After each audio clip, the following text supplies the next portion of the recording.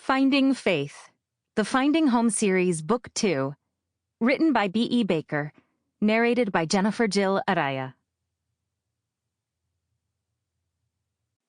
Chapter 1.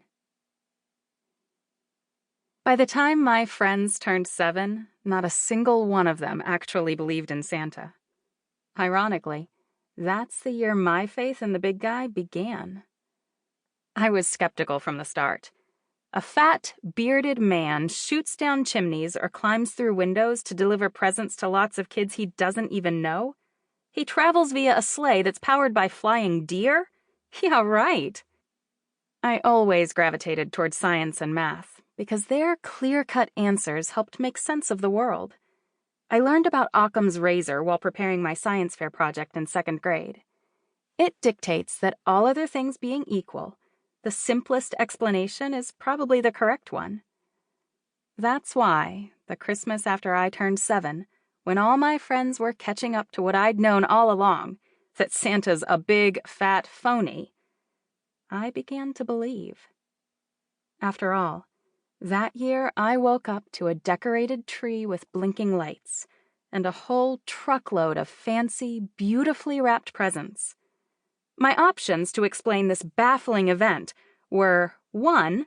A red-suited man who lives in the North Pole brought me toys in a magical sack, or 2. My dad actually saved some of the money he would otherwise spend on beer to buy the presents for me as a surprise.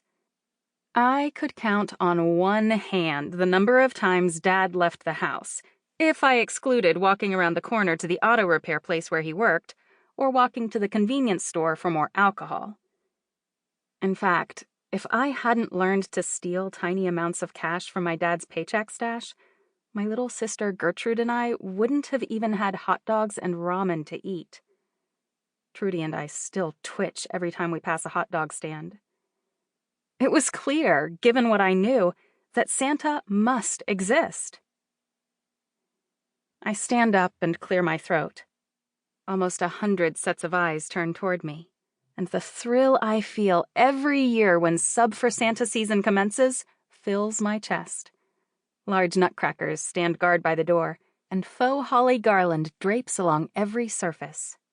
A sparkly, rainbow-lit tree covered in ornaments we've been given by grateful parents as thank yous over the years decorates the conference room. It looks cheerier than usual, but it's still essentially one big table with a podium up front and 100 folding metal chairs in rows toward the back. Welcome to the organizational meeting for this year's Sub for Santa programs.